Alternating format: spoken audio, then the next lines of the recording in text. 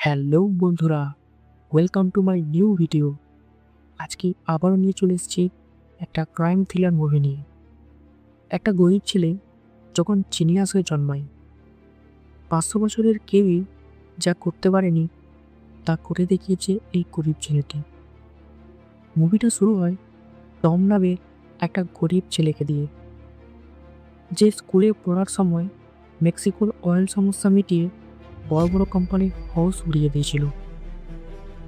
College শেষ হবার আগেই বড় বড় কোম্পানিরা জবের জন্য কোটি কোটি টাকা অফার করে, কিন্তু টম এই বড় বড় কোম্পানির অফার না নিয়ে স্পেনের ওয়াল্টার নামের একটা লোকের অফার অ্যাকসেপ্ট করে নেয়। এই কাজটায় টমকে নিজের জিনিয়াস মাথা দিয়ে এমন একটা তিজোরি খুলতে হবে যেটা দুনিয়ার সবচেয়ে হাই সিকিউরিটি। আসলে এই তিজোরিতে এমন কিছু ছিল যেটা ওয়াল্টার নিতে চাইছিল। 500 বছরেও কেউ এই তিজোরিটাকে খুলতে পারেনি। এরপর ওয়াল্টার টমকে তার টিমের সাথে পরিচয় করায়। ওয়াল্টার বলে সে কিছু মাস আগে সমুদ্রের নিচ থেকে এমন একটা জাহাজকে খুঁজে পেয়েছে যার মধ্যে কয়েক হাজার কোটি টাকার খাজানা আছে। কিছুক্ষণ পর স্প্যানিশ সরকার বুঝতে পারে আর তার কাছ থেকে সমস্ত খাজনা কাড়িয়ে নেয় আর একটা স্প্যানিশ ব্যাংকের তিজোরিতে রেখে দেয়। এরপর টম ওয়াল্টারের মেয়ে লরেনের সাথে দেখা করে, যে বিভিন্ন সময়ে বিভিন্ন রূপ ধারণ করতে পারদর্শী। এছাড়াও তাদের টিমে ক্লাউস ছিল, যে বিশাল বড় হ্যাকার। জেমস ওয়াল্টারের ফ্রেন্ড, যে আগে একজন সিপাহী ছিল। সাইমন দুনিয়ার যে কোনো জিনিস নিমিষেই এনে দিত যা টিমের দরকার হতো। টমির আজকে প্রথম দিন, আর টিম ব্যাংকের সিস্টেম হ্যাক করতে সমস্যা হচ্ছিল, কেননা একটা ইউনিক কোডের দরকার ছিল যেটা কারোর কাছেই ছিল না। এ সময় টম আইডিয়া দেয় ব্যাংকের অটোমেটেড কল হিসেবে কোনো কাস্টমারকে কল করতে। কিছুক্ষণ পরেই ক্লাউস কোডটা পেয়ে যায় আর টমের প্ল্যানটা সাকসেসফুল হয়। পরের দিন টম পুরো টিমকে সাথে নিয়ে ব্যাংক অফ স্পেনের নকশাটা মনোযোগ দিয়ে দেখছিল। ওয়াল্টারের মতে ব্যাংক অফ স্পেন দুনিয়ার সবচেয়ে সুরক্ষিত বিল্ডিং, কেননা এই বিল্ডিংয়ে হাজারো সেন্সার্স ও ক্যামেরা লাগানো আছে, আর প্রায় কয়েক হাজার গার্ড এই বিল্ডিং পাহারা দেয়। এদের সবচেয়ে বড় মুশকিল ছিল স্প্যানিশ আর্মি হেডকোয়ার্টার, যেটা ঠিক বিল্ডিংয়ের সামনে অবস্থিত। সিকিউরিটি অ্যালার্ম বাজার সাথে সাথেই 2000 আর্মি ব্যাংকের ভিতরে চলে আসবে। এছাড়াও ব্যাংকের চিফ এক্সিকিউটিভ অ্যান্টি টেররিজম স্কোয়াডের অফিসার ছিল। ওয়াল্টারের টিম মোকাবিলা এমন কিছু দুর্ধর্ষ ফৌজিদের সাথে ছিল যারা যে কোনো সময় যে কোনো সিচুয়েশনে ব্যাংকে হেফাজতে দিতে পারে। এছাড়াও ওয়াল্টারের টিম নকশার পুরো জানকারিও ছিল না, যার জন্য তাদের পুরো বিল্ডিংটা স্ক্যান করতে হতো। তিজোরিকে খোলার জন্য 2টো চাবি আর চিফ এক্সিকিউটিভের ফিঙ্গারপ্রিন্ট লাগবে। বিল্ডিংকে স্ক্যান করার জন্য টিম ব্যাংকের মধ্যে ঢুকে পড়ে।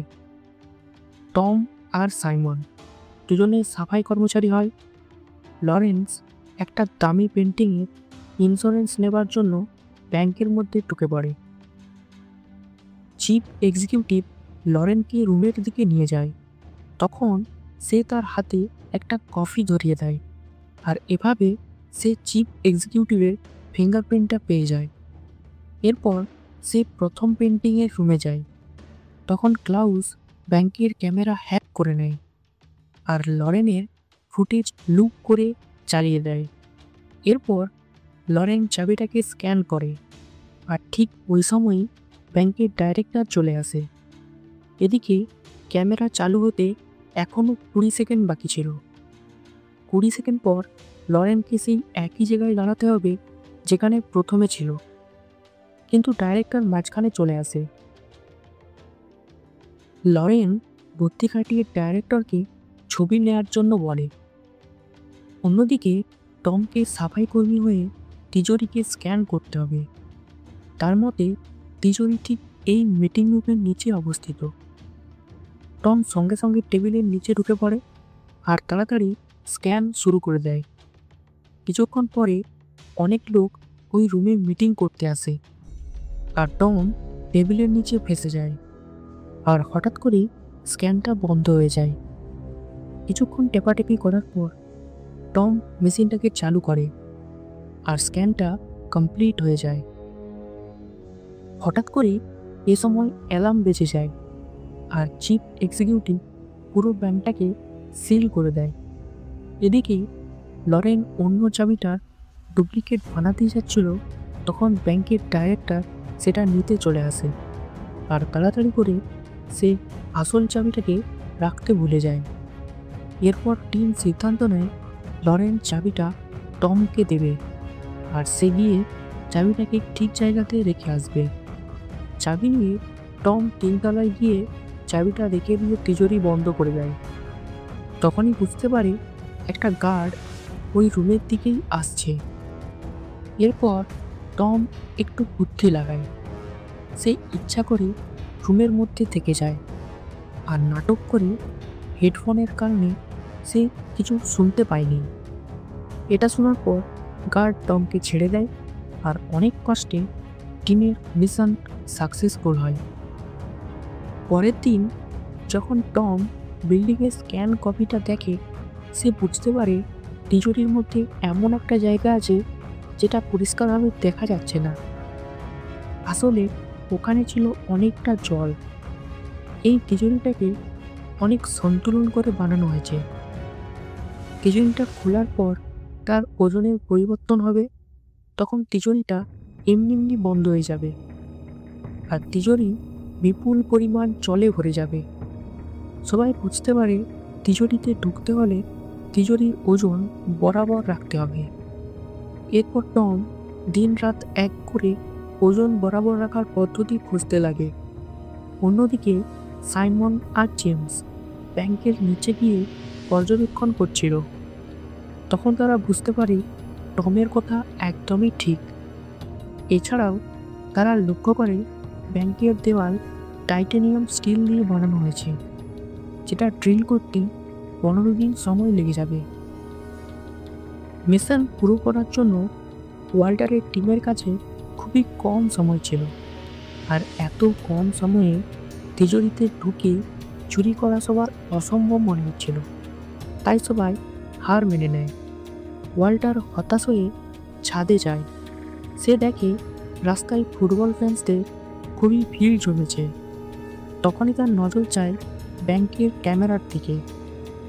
সে বুঝতে পারে ফুটবল ম্যাচের দিন ব্যাংকের সব ক্যামেরা ভিড়ের দিকেই থাকবে। এরপর সে টিমের কাছে যায়। তখন টম তার নমুনা পেশ করে। এরপর টম তুলা যন্ত্রে গ্লাস সরিয়ে লিকুইড নাইট্রোজেন দিয়ে তুলা যন্ত্রটিকে জমিয়ে দেয়। তারপর আবার বেশি জল দিয়ে সে তুলা যন্ত্রে চাপায়, কিন্তু তা সত্ত্বেও কোনো ওজনের পরিবর্তন হয় না। এরপর তারা স্পেন আর নেদারল্যান্ডের ফুটবল ম্যাচের দিন চুরি করবে বলে ঠিক করে। তাদের কাছে মিশন কমপ্লিট করার জন্য সময় ছিল মাত্র 105 মিনিট। সবার প্রথম তারা জিপ লাইনের মাধ্যমে ছাদে যায়। এরপর ছাদের খিড়কি খুলে তারা নিচে চলে আসে। এরপর তারা সিঁড়ির রাস্তা দিয়ে তিজোরির সামনে চলে আসে। ক্লাউস হ্যাক করে আর বাকিরা চাবি আর এক্সিকিউটিভের ফিঙ্গারপ্রিন্ট দিয়ে তিজোরির দরজা খুলে নেয়।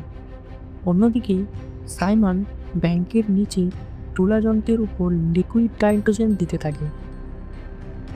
এদিকে ব্যাংকের সিকিউরিটি টিম ছাদের খোলা খিড়কি দেখে নেয় আর তাড়াতাড়ি তিজোরির দিকে দৌড়তে থাকে। এরপর যা ঘটনা ঘটল তাতে সবার হোশ উড়ে যায়।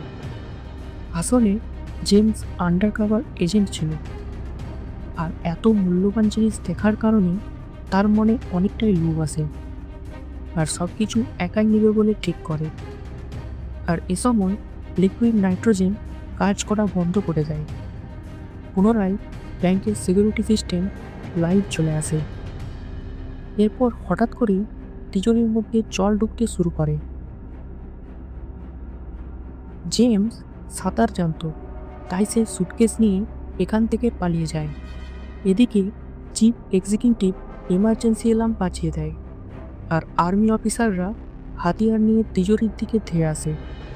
তিজোরির মধ্যে এত জল ঢুকে পড়ে যার ফলে টম আর লরেনের জীবন বিপদে ছিল, কেননা তারা যে কোনো মুহূর্তে ডুবে যাবে। কিন্তু শেষমেশ টমের মাথায় একটা বুদ্ধি আসে। সে সাইমনকে তুলাযন্ত্রের ওপর আরও ভার দিতে বলে, যাতে মেশিন বুঝতে পারে পুরোপুরি তিজোরি জলে ভরে গেছে। সাইমন ফটাফট সব নাইট্রোজেনের ট্যাঙ্ক তুলাযন্ত্রের উপর রেখে দেয় এবং সে নিজেও চেপে যায়। এরপর তিজোরি সিস্টেম ডিটেক্ট করে নেয় আর আস্তে আস্তে জল কমতে থাকে। এদিকে আর্মি তিজোরির মধ্যে লুকিয়ে থাকা চোরেদের ধরতেই যাচ্ছিল, তখন তারা দেখতে পেল তিজোরির মধ্যে কেউ নেই। আসলে টম আর লরেন ড্রেন পাইপ দিয়ে ব্যাংকের ওপর তলায় চলে আসে। এদিকে সিপাহীরা তাদেরকে ধরার জন্য পিছনেই পড়েছিল। তখন লরেনের মনে পড়ে পেন্টিংয়ের রুম একটা জানলা সবসময় খোলা থাকতো। এরপর তারা তাড়াতাড়ি দৌড়ে সেই জানলা দিয়ে নিচে চলে আসে, যেখানে লাখ লাখ লোক রাস্তায় ফুটবল ম্যাচ দেখছিল। তারা জ্যাকেটটা খুলে বেয়ের মধ্যে ঢুকে পড়ে। কিছুদিন পর জেমস সুটকেসটা নিয়ে তার বসের কাছে নিয়ে যায়। বস যখন সুটকেসটা চেক করে, সে বুঝতে পারে এটা পুরোটাই নকল। আসলে লরেন সুটকেসটা চেঞ্জ করে দিয়েছিল। তো বন্ধুরা, কেমন লাগলো আমার এই ভিডিওটা তা কমেন্ট বক্সে লিখে জানান। আর আমার ভিডিওটা ভালো লাগলে লাইক করুন, আর এরকম নিত্য নতুন ভিডিও পেতে আমার চ্যানেলটিকে সাবস্ক্রাইব করুন।